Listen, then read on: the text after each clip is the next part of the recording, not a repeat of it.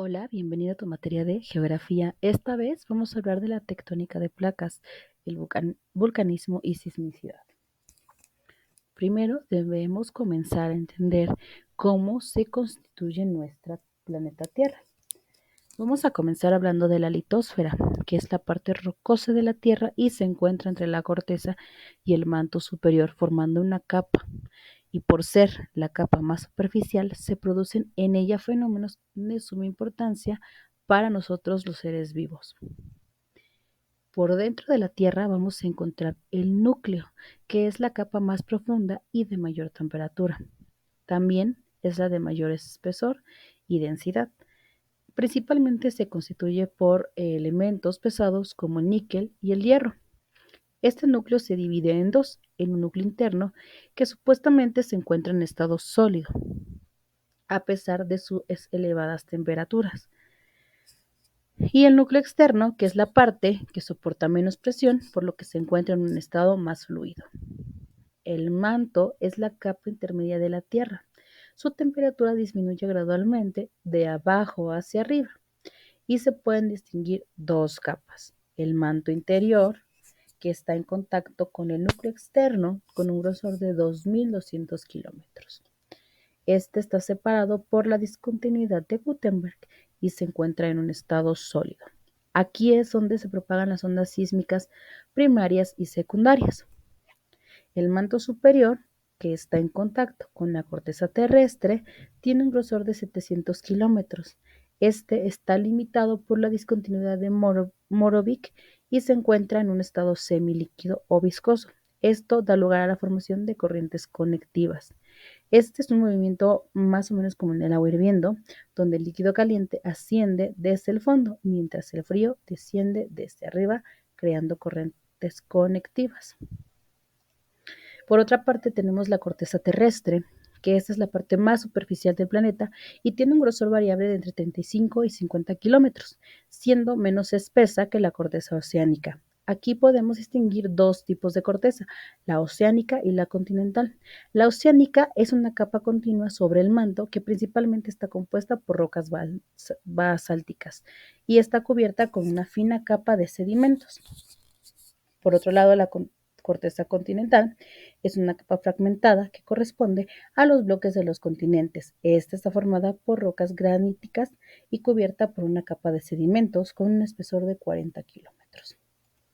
Además del núcleo manto y la corteza, también podemos encontrar otras capas externas, como la hidrosfera, que es la parte líquida de la superficie terrestre. Abarca aproximadamente el 71% de la misma, como océanos, mares, ríos, lagos, etc.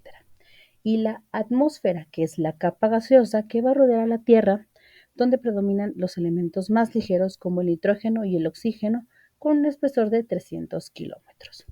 Aquí podemos observar cuáles serían las capas internas de la Tierra, comenzando por la corteza terrestre, posteriormente el manto, el núcleo externo, el núcleo interno, y vamos a encontrar también la hidrosfera, la litosfera y la atmósfera.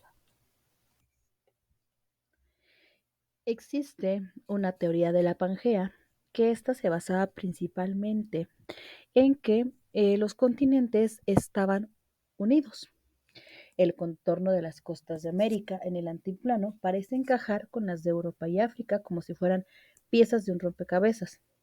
Se observan similitudes en los tipos de rocas, fósiles, vegetales y animales en las costas atlánticas de América, Europa y África. La corteza terrestre es una capa delgada y rígida con fracturas que dividen a la superficie en pedazos convexos llamadas placas.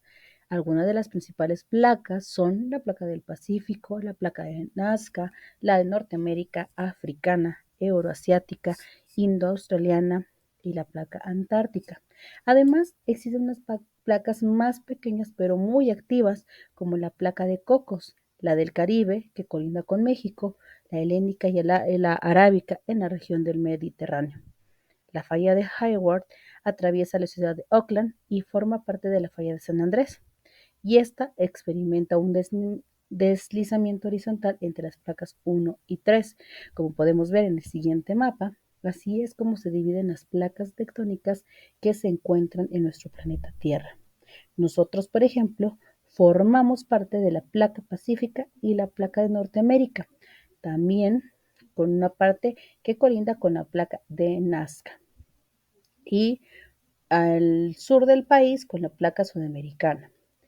Hay que recordar que estas placas, al chocar entre sí, crean movimientos y estos movimientos ocasionan fenómenos naturales como son los sismos y terremotos. Los movimientos divergentes son las dorsales oceánicas de los continentes donde surgen nuevos océanos, como sucedió con el Océano Atlántico y actualmente con el Mar Rojo en proceso de expansión. Estas principales dorsales son la dorsal del Pacífico, del Atlántico y del Índico. El movimiento convergente son colisiones de placas, son los lugares donde fragmentos de la corteza terrestre se sumergen en el manto, impulsados por corrientes descendientes y provocan diferentes fenómenos tales como la pérdida de la corteza terrestre, la formación de fosas tectónicas, sismos de gran intensidad, formación de cordilleras costeras, actividad volcánica, etcétera. Las principales zonas de subducción son el Cinturón de Fuego del Pacífico, o de la Mesogia o del Mediterráneo, Himalaya, que estas zonas se generan fracturas donde el material ígneo se libera, dando origen a numerosos volcanes activos. Por otra parte, vamos a encontrar el vulcanismo, que son los volcanes que actúan como conductos por los cuales emergen del interior de la Tierra magma y gases a temperaturas muy altas. Una vez que este magma, conocido como lava al salir, busca puntos débiles de la corteza terrestre para emerger generalmente a lo largo de fracturas o fallas. Las partes fundamentales de un volcán incluyen el cono volcánico, el cráter, la chimenea y la cámara magmática, como lo podemos ver aquí en esta ilustración. La cámara magmática es ese concentrado de lava que nosotros conocemos que está debajo del volcán por los conductos donde va subiendo por la chimenea y hasta llegar a los conos secundarios, a la garganta, al ventiladero y al cráter. Y por lo tanto vamos a tener una columna eruptiva. El vulcanismo y su explotación. Bueno, los minerales como el oro, plata, plomo y zinc se encuentran en rocas volcánicas. Nuestro país es un importante productor de minerales. Las cenizas enriquecen el suelo y mejoran la productividad agrícola. Los gases de azufre se convierten en sulfatos para uso industrial. Las fuentes termales atraen turismo y tienen propiedades medicinales.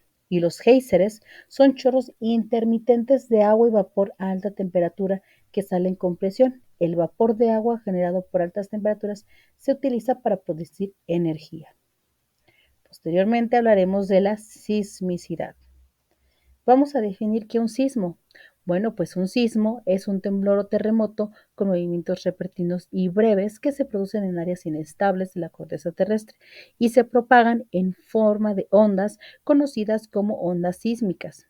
Estos eventos pueden tener su origen en la actividad tectónica o volcánica, es decir, por el choque o movimiento de las placas tectónicas, como ya lo habíamos platicado antes, o también por la actividad de los volcanes, ya que al ser una actividad que expulsa energía, esta genera ondas que causan que se sientan en el piso, originando un temblor. Cuando las placas tectónicas chocan, los grandes bloques de roca ceden ante la presión y se quiebran, lo que resulta en un reajuste de los bloques y provoca un temblor. Estos terremotos son muy comunes y afectan extensas zonas. Por otra parte, los volcánicos se originan por la presión de lava y los gases de la corteza, con foco e hipocentro en el origen y epicentro en la superficie donde se registra el sismo. Para poder medir la intensidad de estos sismos tenemos dos escalas. La escala de Mercalli, que calibra la intensidad del temblor del 1 al 12 según el daño y se registra con sismógrafos. Por otro lado, la escala de Richter evalúa la energía del terremoto del 1 al 9 y muestra la propagación de las ondas en el terreno. También podemos definir que los sismos, de acuerdo al choque de las placas tectónicas, podemos clasificarlo en dos. Estos sismos son llamados oscilatorios o trepidatorios. Los oscilatorios generan ondas en movimientos de un lado al otro y los trepidatorios originan las ondas de los movimientos de arriba hacia abajo. Bueno, muchas gracias por tu atención. Nos vemos en la siguiente sesión.